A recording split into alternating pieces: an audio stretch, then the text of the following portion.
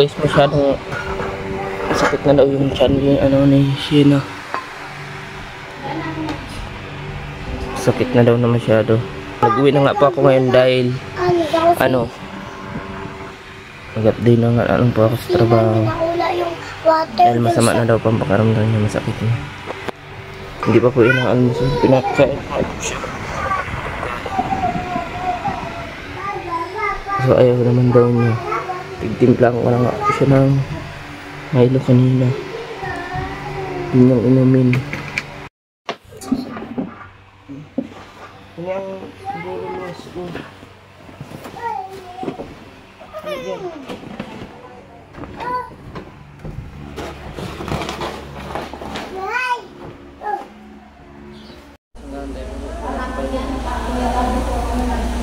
Nasa loob ko.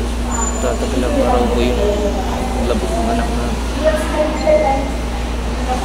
Ayaw mo na po dito sa waiting area. Bawal daw pong pumasok. Ayun guys, update ko naman po kayo pag nakalabas na yung anak namin. Ayun guys, nakalabas na pala po yung anak namin ni Shen. Ito po yung baby namin, si Totoy. Pugi-pugi po siya. Kamukha siya ni Tita Madeline niya, oh. Tita Madeline ang mukha niyan.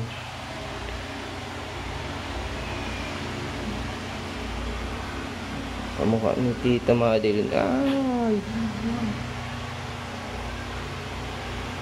Kamukha ba siya ni Ugo mo na? May ibang gamit pa dun, Dave? Ayan po, nilipat na kami dito sa room. Na? Ayan, sa wakas nakalipat na kami ni Bibi. Eh, si Bibi tulog-tulog. Si Raymart naghahakot ng gamit. Ako po, masakit pa yung tahi ko kasi pinahian ako. Si Bibi o tulog ka. Wag na kayang magsapin, Bi. Masapin pa dito. Wag na, para hindi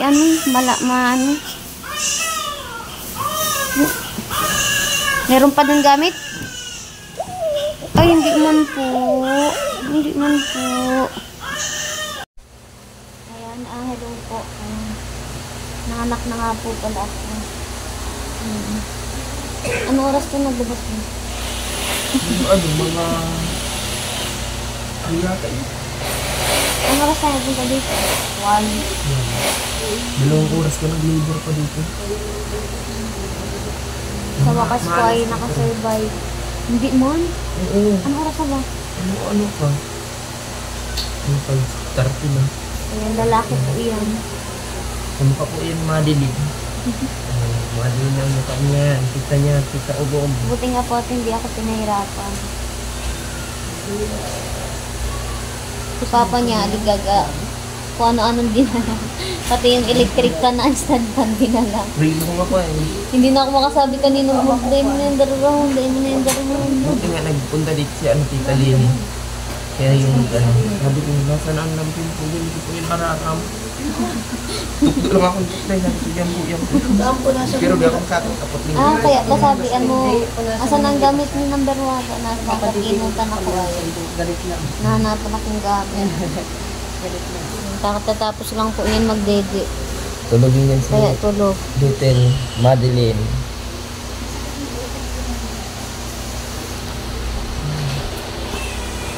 Ililipat pa po kami mamaya. Nandito muna kami sa waiting area. Si Papa po galing dito, nag-wait muna. Tapos mabalik siya. Pinigyan na lang namin pamasahe. Bilang ka ng kumula?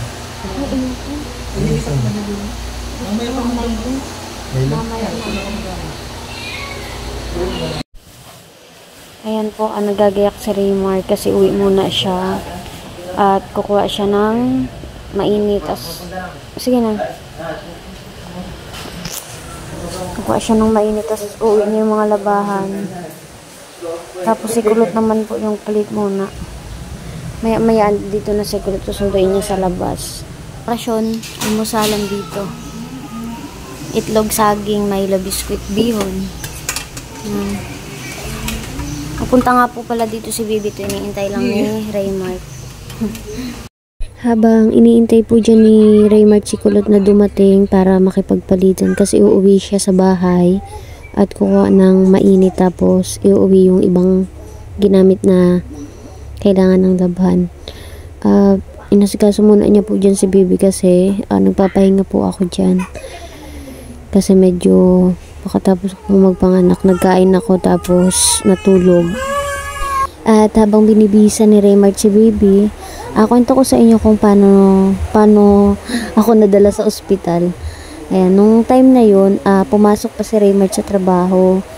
Tapos, biglang sumakit yung tiyan ko. Tinawagan ko siya na, iba na yung pakiramdam ko. Kaya tanghali umuwi siya. Tapos, bago siya umalis nun, binigyan niya ako ng pagkain. Pero hindi ko na yun nakain kasi nga sobrang sakit na ng tiyan ko. Iba na yung pakiramdam ko. Habang umaabante yung oras, mas lumalala yung sakit. Kaya sabi ko sa kanya, dalhin niya na ako sa ospital. Tapos alam niyo po ba, kaming dalawa lang ni Raymart yung pumunta doon. May bit-bit siya ng 2 bag, tapos yung pati yung electric fan, nakuha na rin niya.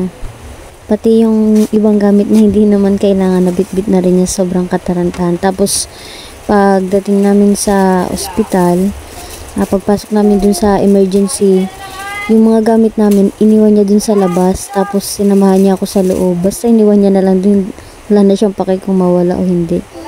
Tapos, pagpasok namin, inai ako, tapos diretso labor room na daw. Tapos sabi nga ni Raymart, si Raymart na iwan dun sa labas. Tapos ako nakapikit na lang kasi ako nun kasi sobrang sakit talaga. Tapos, sabi niya nagintay na lang daw siya nun sa labas. Tapos nagbalik daw siya dun sa may emergency room para kunin yung mga iniwan niyang gamit. Kasi sumunod po siya agad sa akin kung saan ako dinala. Tapos dun niya na lang ako inintay. Siguro mga 2 hours din daw ako sa loob. Kasi pagpasok ko po sa labor room, sabi nila na daw ng 10 cm na.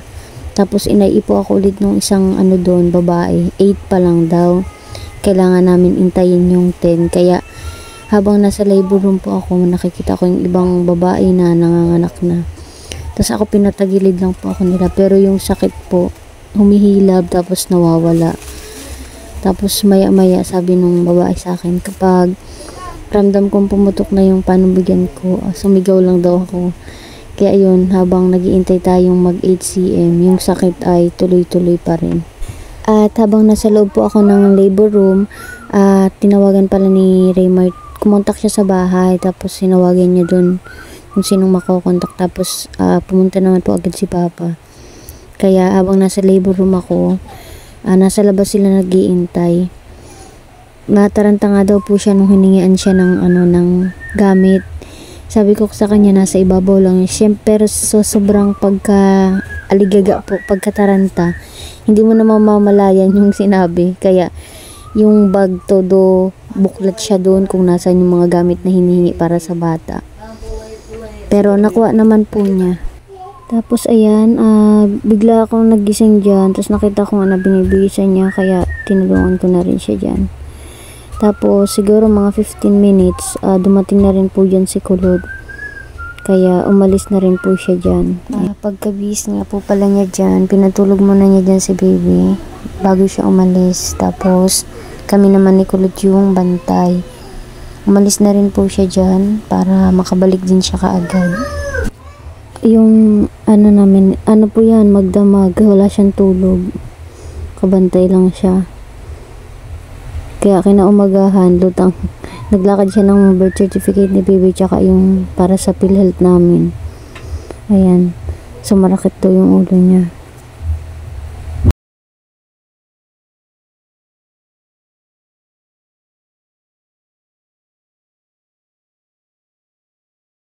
Andito na po si Kulot. Daldala siyang bag. Aalis din siya mamaya 1:30 kasi may lakad daw siya. Siya muna ang kasama ko ngayon. Si baby tulog pa rin hanggang ngayon. Ayan, at dahil puyat si Raymart, walang tulog kagabi. Ayan, tulog po yung mag-ama.